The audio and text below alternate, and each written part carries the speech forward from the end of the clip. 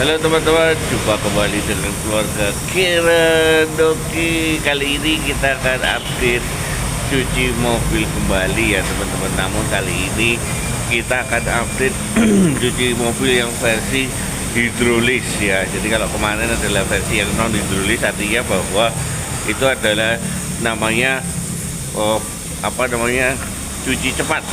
Jadi nggak pakai hidrolis. Kalau yang kali ini kita akan spill tipis-tipis bagaimana caranya cuci hidrolis itu ketika kita cuci mobil ya. Jadi akan teman-teman bisa membedakan nih kapan waktunya kita harus cuci hidrolis dan kapan kita tidak perlu cuci yang hidrolis teman-teman. Jadi yang pertama seperti biasa kita berada di tempat pencucian mobil, dan tempat pencucian mobil ini kebetulan berbeda dengan yang kemarin.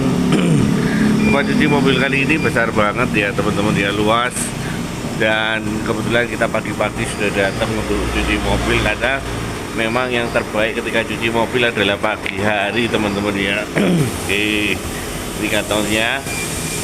Jadi seperti biasa ketika kita datang kita pasti akan ditanya kita mau cuci mobil yang apa, hidrolis atau yang biasa. Ketika kita memilih yang hidrolis maka akan diarahkan ke tempat pencucian mobil. Nah, tempat pencucian mobil ini sebenarnya yang hidrolis dengan yang tidak itu sama teman-teman ya. Jadi berada di tempat cucinya, cuman bedanya kalau yang hidrolis itu ketika mobil kita parkir lalu langsung diangkat seperti yang ada di gambar yang kakak rekam ini ya. Jadi keseluruhan mobil naik ke atas, dan sehingga ini memudahkan untuk mencuci ketika membutuhkan pembersihan di bawah mobilnya ya. Jadi ketika mobil kita sering kena hujan, kena aspal, kena kotoran, mungkin sebaiknya rekomendasinya pernah dilakukan cuci hidrolis untuk membersihkan noda-noda yang melekat di bawah mobil kita teman-teman. Jadi kenapa itu bedanya, kenapa kita harus cuci hidrolis dan kenapa kita cuci yang biasa aja ya. Jadi ketika cuci hidrolis itu bedanya cuma ada di posisi mobilnya karena ketika kita pakai hidrolis itu mobil bisa diangkat ke atas sehingga memudahkan bagi pencuci mobil itu untuk melakukan pembersihan di bawah mobilnya teman-teman, termasuk penyemprotan air dan lain sebagainya ya. Seperti pada gambar di sini. Prosesnya sama, ketika datang karpet akan dikeluarkan terlebih dahulu, dicuci, kemudian mobil akan dicuci secara keseluruhan. Nah, ini juga ditulis ya teman-teman ya, naik semua. Setelah dicuci kemudian nanti akan di snow alcohol, jadi akan disiram oleh busa sabun, kemudian dilap dan dibilas. Setelah proses pembilasan selesai, ini akan mobil dari sini akan dipindah ke proses pengeringan dan vakum seperti itu ya. Jadi kurang lebih prosesnya sama, cuman bedanya antara hidrolis dengan yang tidak itu cuman pada posisi mobilnya ke atas seperti ini. Nah, ini sekarang ini namanya cuci snow teman-teman ya. Jadi bukan hanya manusia aja yang bisa cuci snow, mobil pun juga bisa cuci snow. Jadi sabunnya nggak perlu petugasnya muter-muter lagi, tapi langsung disemprotkan aja ke seluruh mobil yang ada, terus kemudian langsung nanti dilap, terus disiram air untuk pembilasan, dan proses pencucian selesai, tinggal proses pengeringannya teman-teman. Bedanya kembali ketika kita cuci mobil menggunakan hidrolis, maka proses penyabunannya akan menjadi dua tahapan. Jadi pertama petugas akan melakukan proses pencucian di separuh bawah bagian mobil, artinya bahwa biasanya dia akan fokus pada setengah area ban. Ya, ban ditarik ke atas, garis lurus itu yang akan dibersihkan dulu sampai di bawah-bawahnya, disabun sama dia.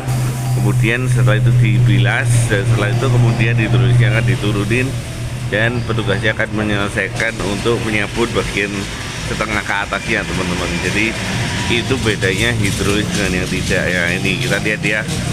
Jadi setengah dari tinggi mobil itu akan dikasih sabun terlebih dahulu menggunakan hidrolis, Kemudian nanti sisanya setelah setengahnya sudah ini baru sisanya dilanjutkan ketika hidrolisnya sudah turun teman-teman. Yuk kita spill lagi ya.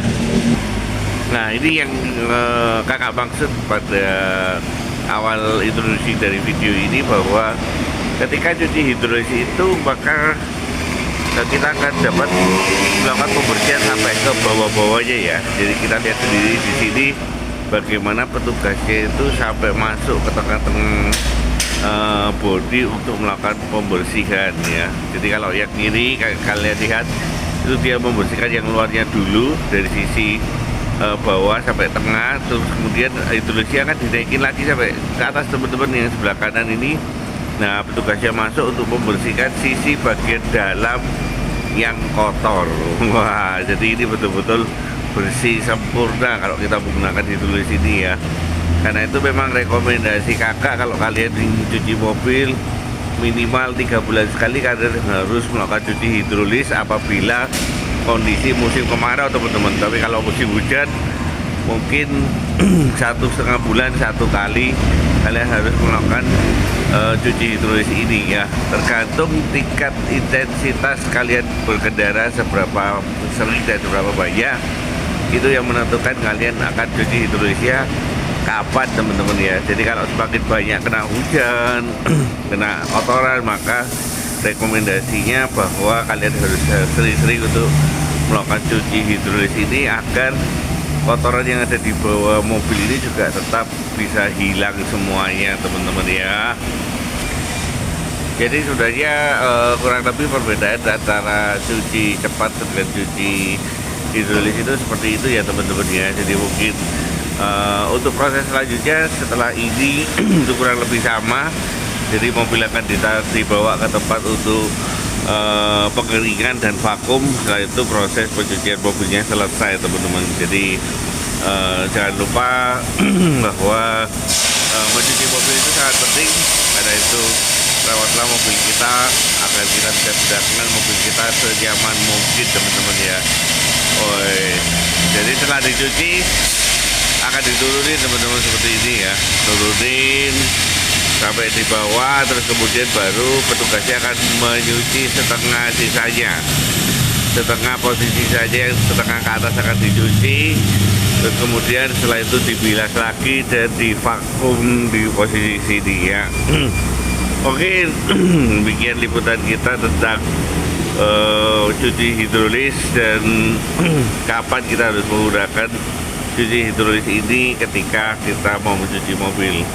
Sampai ketemu pada video-video yang lain. Dadah.